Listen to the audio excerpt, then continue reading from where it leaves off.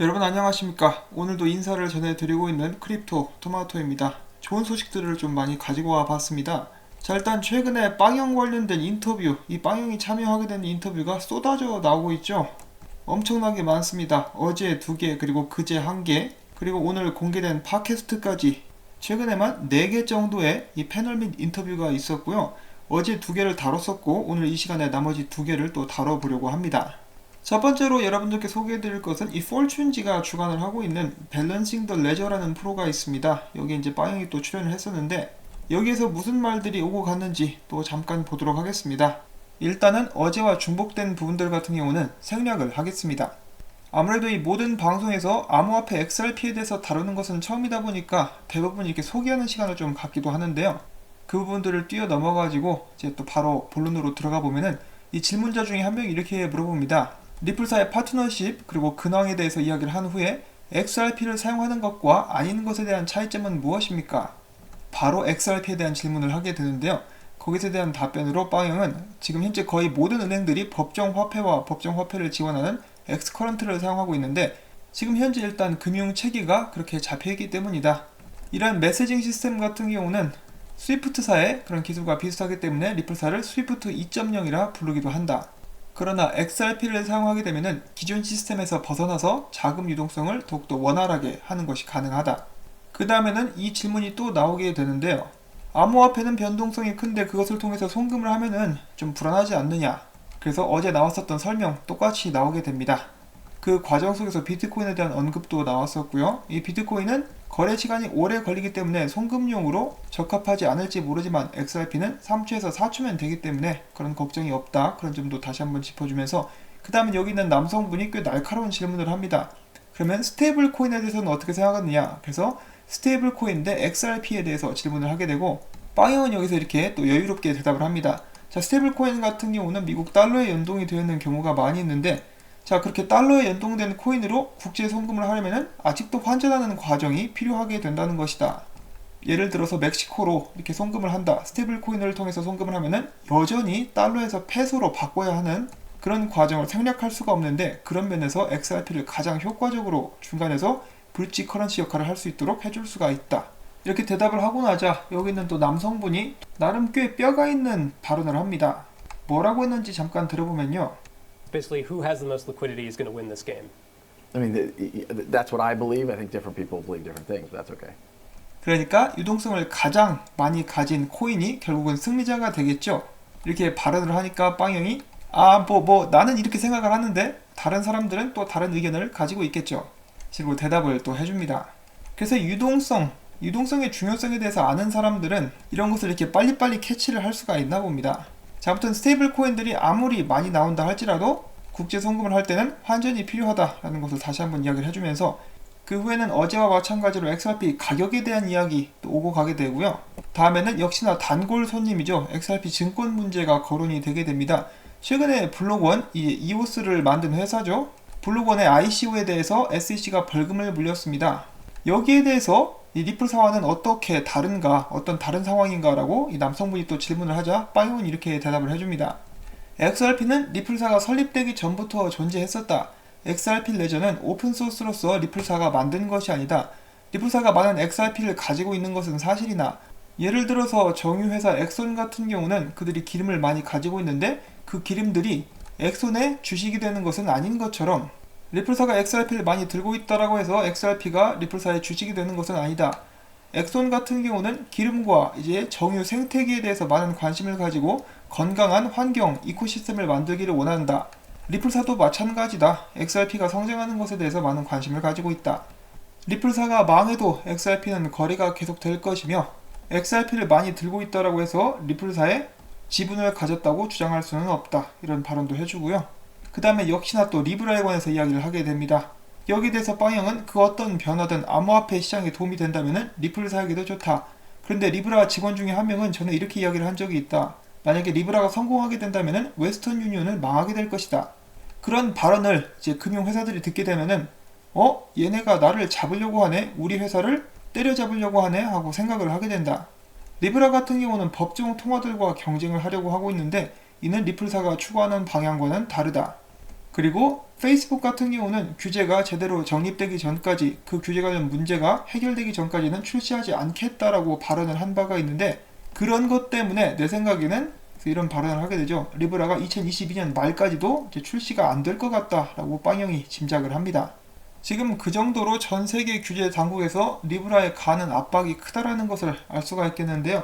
이제 빵형은 잘 알고 있겠죠. 왜냐하면 본인이 규제 관계자들과 지금 몇 년째 일을 해오고 있으니까 그런 것에 대해서 이렇게 짐작을 하고 있는 그런 모습을 볼 수가 있었고요. 이런 식으로 해서 이 인터뷰 자체는, 이 패널 자체는 마무리가 되게 됩니다. 그리고 이제 넘어가기 전에 제가 이런 기사를 보게 됐어요. 리플 CEO 소액 전자결제 비트코인보다 XRP가 적합하다. 이 발언을 여기서 했다라고 하는데 이렇게 발언을 한 적이 없습니다. 이런 식으로 이야기를 하지 않았고요. 아까 전에 암호화폐를 통해서 국제송금을 하는데 변동성 때문에 힘들지 않겠느냐라고 질문을 받았을 때 비트코인에 대해서 이야기를 하면서 비트코인이 국제송금에 사용되기 힘든 이유는 거래 시간이 최대 8시간에서 10시간 정도 걸리게 되는데 그 과정 안에서 변동성 때문에 비트코인으로 국제송금을 하기는 힘들다. 그런데 XRP 같은 경우는 그렇지 않다. 4초 이내로 항상 결제가 이루어진다 라고 대답을 해주고, XRP가 사용되는 곳 중에는 마이크로 페이먼트 분야도 있다라고 이렇게 따로 나눠가지고 이야기를 하는 것인데요. 좀 비슷한 것 같지만은 정확하지 않습니다. 소액 전자결제 비트코인보다 XRP가 적합, 이런 발언을 직접적으로 한 적은 없어요. 또 한번 이렇게 짚고 넘어가고요. 그 다음 소식은 스위프트에 관한 것입니다. 스위프트의 뱅킹 책임자 해리 뉴맨이 스위프트의 경쟁자로 리플, 스텔라, IBM과 리브라 등 암호화폐를 지목했다라고 합니다. 그들이 최근에 GPI를 출시를 했는데 저는 어느 정도로 잘 사용이 될 수 있을지 아직까지는 미심쩍게 생각을 하고 있습니다. 자, 그 다음은 행사 소식입니다. 다가오는 10월 31일 그리고 11월 1일 샌프란시스코에서 블록체인 위크가 열리게 되는데요. 오랜만에, 정말 오랜만에 이 크리스 랄슨이 거기에 참석을 하게 된다라고 합니다. 그리고 사회에 정말 불만이 많은 것처럼 표정을 짓고 있는 비탈릭이도 오게 되네요. 비탈릭도 정말 재밌는 캐릭터인 것 같습니다. 자, 그 다음에 바이낸스 싱가포르에서 XRP와 싱가포르 달러 페어가 상장이 되었습니다. 그리고 또 리플사에 관련된 큰 호재 소식이 또 나오게 되었죠. 리플사가 피나스트라와 파트너십을 맺었다. 이를 통해서 피나스트라 고객들은 리플사에서 제공하는 블록체인 기술을 사용할 수 있게 되었다라는 그런 소식입니다. 자, 일단 이 피나스트라라는 회사가 어떤 회사인지 알아봐야 되겠죠. 이 피나스트라 같은 경우는 전 세계에서 세 번째로 큰 핀테크 컴퍼니이고요. 설립 자체는 2017년 말에 되었다고 하는데 신생 회사가 아닙니다. 신기한 것이 있는데요. 이 회사 같은 경우는 D+H라는 캐나다에 있는 개인 은행과 미시어스라는 회사가 합병되면서 탄생하게 된 그런 회사인데요. 바로 이 D+H와 미시어스를 둘 다 인수하고 있는 회사가 있었으니 그 회사의 이름은 비스타 에쿼리 파트너스입니다. 이 회사는 미국에 있는 개인 자산 운용사이자 벤처 캐피탈 회사라고 나와 있죠. 이 회사에서 다른 두 개의 기업을 합병을 시켜가지고 만들어낸 것이 피나스트라. 그리고 지금 현재 피나스트라는 영국에 위치를 하고 있는 회사라고 나와 있습니다. 자, 또 영국이죠. 이 파트너십을 통해서 방금도 말씀을 드렸다시피 이 피나스트라의 고객들이 리플사의 블록체인 기술과 빠른 속도, 업그레이드를 자랑하는 클라우드 솔루션을 사용할 수 있게 될 것이라고 하고 있고요. 여기서 또 결정적인 부분 나오게 됩니다. 정말 결정적인 부분. 그들은 XRP를 이용한 실시간 유동성, 이제 XRP이죠. XRP를 사용할 수 있는 옵션 또한 가지게 될 것입니다. 자, 바로 영국 같은 경우는 XRP가 증권이 아닌 것으로 판명이 일단 나고 나니까 이런 식으로 자연스럽게 XRP 관련된 이 실시간 유동성 관련된 서비스를 제공할 수 있는 것이 아닌가라고 저는 생각을 해보고 있고요. 이전 같았으면은 그냥 무조건 X커런트. 근데 지금은 발전하고 있죠. XRP도 옵션으로 들어간다라고 합니다. 물론 이런 옵션으로 들어간다라고 해서 처음부터 XRP 사용이 증대가 되지는 않겠죠. 그렇지만 이런 것들이 이제 하나둘씩 기반이 쌓여가지고 나중에는 더 많은 업체들과 은행들에서 자연스럽게 XRP를 사용해서 실시간 유동성을 공급할 수 있게 되기를 기대를 해볼 수가 있을 것 같습니다. 자, 이번 파트너십에 대해서 마커스 트레처는 이렇게 이야기를 하고 있습니다. 이 은행계에서는 영국 쪽에 이제 터줏대감이라고 볼 수도 있겠죠. 마커스 트레처가 이야기하기를 피나스트라는 성공한 핀테크 회사로서 전세계 상위 은행들과 함께 일을 합니다.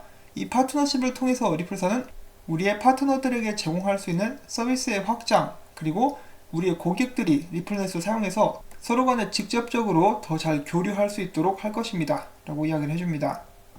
이런 파트너십 같은 경우는 정말 대박이라고 볼 수가 있는 게 뱅킹 소프트웨어 업체와 파트너십을 맺게 되면은 자연스럽게 그 은행들 모두가 리플넷과 리플사의 기술을 사용할 수 있는 옵션을 갖게 된다는 것이죠.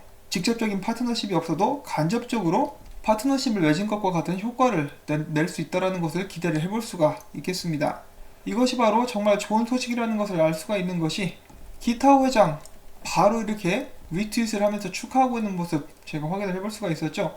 자, 그런데 많은 사람들이 이제 간과하고 있는 부분이 있다고 하는데요. 이 기타오 회장의 트위터 계정 같은 경우는 기타오 회장이 물론 직접 손을 대기도 하겠지만은 이거 맡아서 운영해주고 있는 사람이 또 따로 있다고 합니다. 뭐 비서라든지 그런 사람이 이렇게 운영을 해주고 있겠죠. 자, 아무튼 이런 기분 좋은 소식 여러분들께 오늘 또 전달을 해드릴 수가 있었습니다.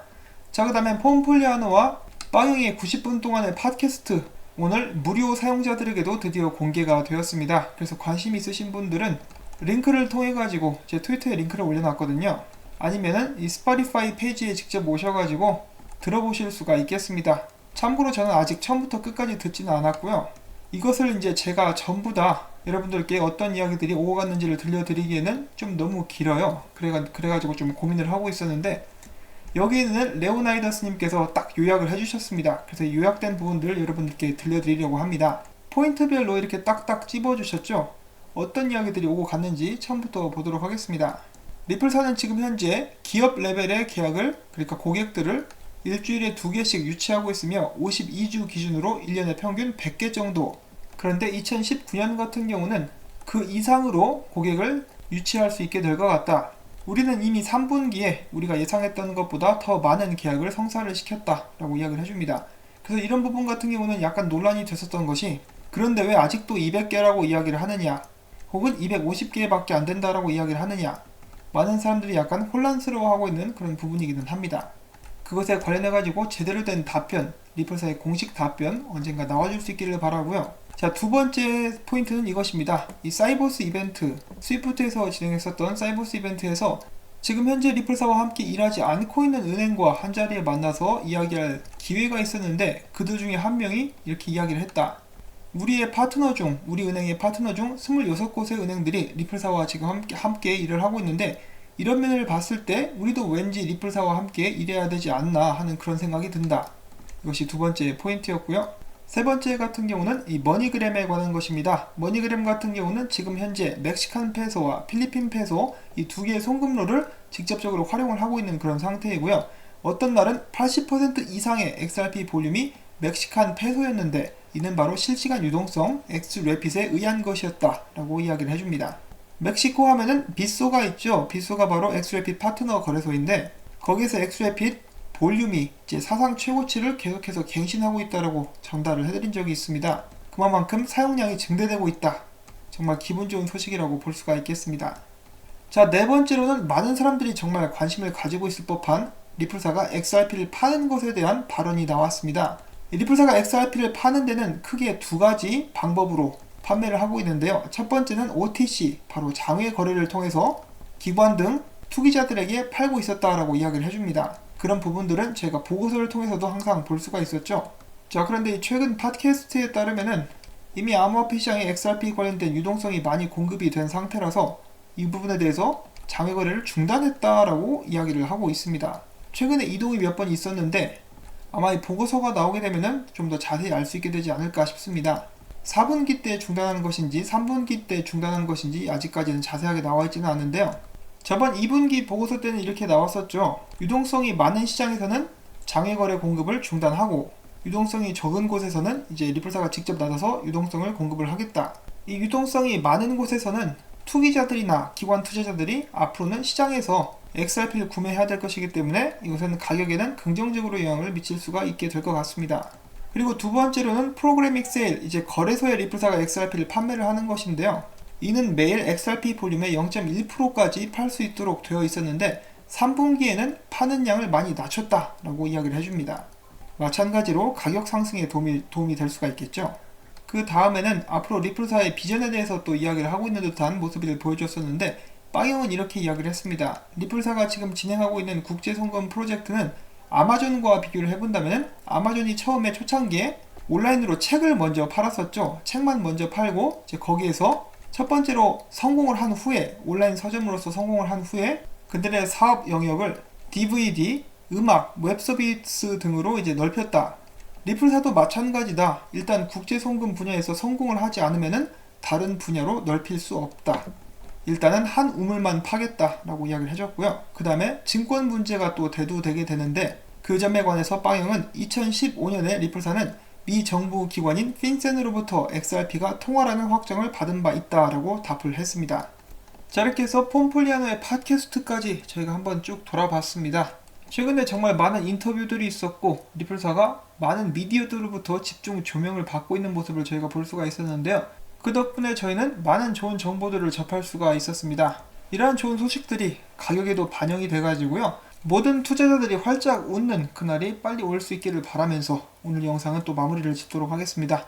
최근에 열심히 이렇게 소식들을 전달해 드리고 있는데요, 도움이 되셨다면 구독과 좋아요, 그리고 앞으로도 잘 부탁한다라는 의미에서 광고 시청, 처음부터 광고가 마무리될 때까지 제 영상에서 재생을 시켜주시기를 부탁을 드리고 싶습니다. 여러분들의 도움이 있어야만 저는 계속해서 이 채널을 유지할 수가 있겠죠. 다시 한번 감사의 말씀 전해드리면서 전 다음에 또 인사드리도록 하겠습니다. 안녕히 계십시오.